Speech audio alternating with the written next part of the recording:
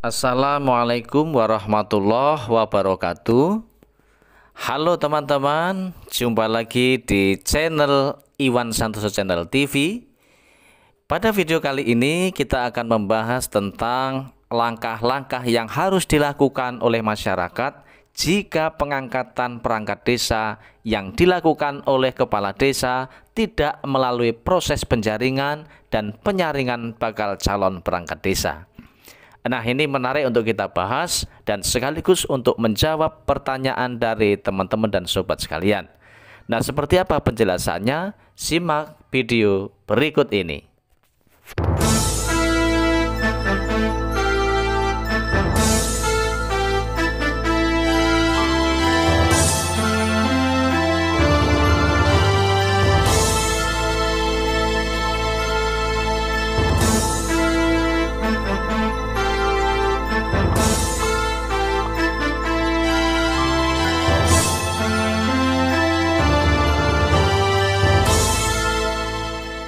Nah, Bapak, Ibu, dan sahabat sekalian, banyak sekali saya mendapatkan informasi dari masyarakat atas tindakan kesewenang-wenangan yang dilakukan oleh oknum-oknum kepala desa dalam proses pengangkatan terhadap perangkat desa. Sering menyalahi aturan, tidak sesuai mekanisme dan peraturan perundang-undangan.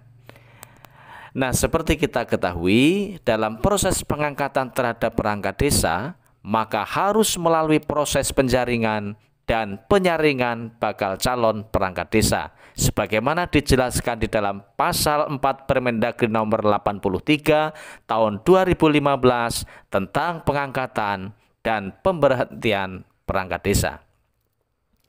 Jelas di situ dikatakan apabila jabatan perangkat desa terjadi kekosongan, baik kekosongan terjadi karena meninggal dunia atau mengundurkan diri dan atau karena diberhentikan, maka kepala desa melakukan pengangkatan terhadap perangkat desa dengan cara yaitu yang pertama, kepala desa dapat membentuk tim yang terdiri dari seorang ketua, seorang sekretaris, dan minimal seorang anggota.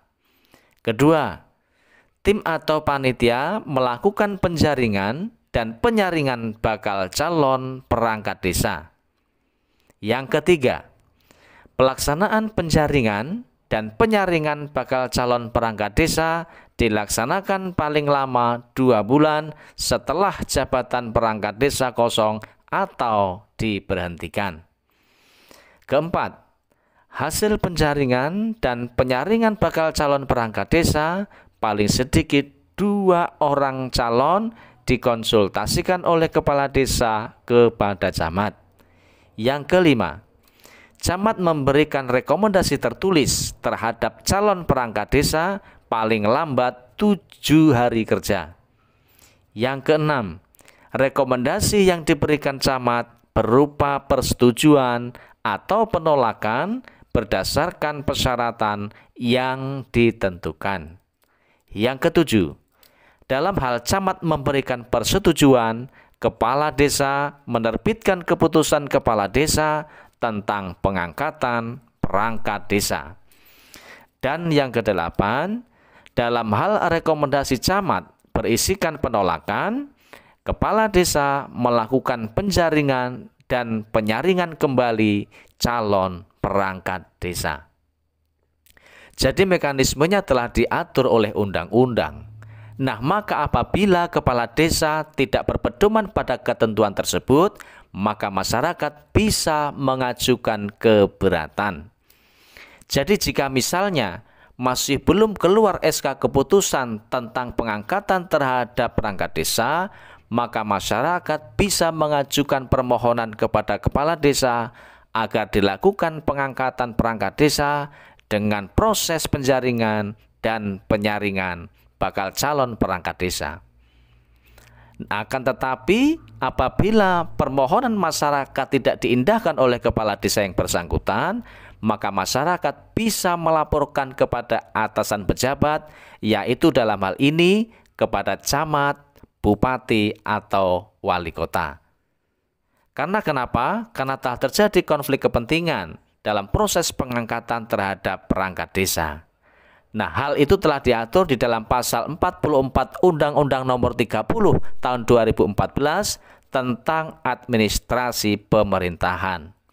Nah, di situ dikatakan ayat pertama, warga masyarakat berhak melaporkan atau memberi keterangan adanya dugaan konflik kepentingan pejabat pemerintahan dalam menetapkan dan atau melakukan keputusan dan atau tindakan.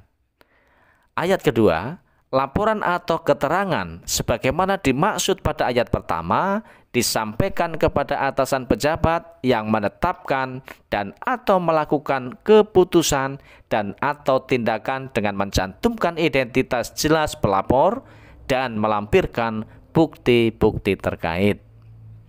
Ayat ketiga, atasan pejabat sebagaimana dimaksud pada ayat 2 wajib memeriksa, meneliti, dan menetapkan keputusan terhadap laporan atau keterangan warga masyarakat paling lama 5 hari kerja terhitung sejak diterimanya laporan atau keterangan sebagaimana dimaksud pada ayat pertama.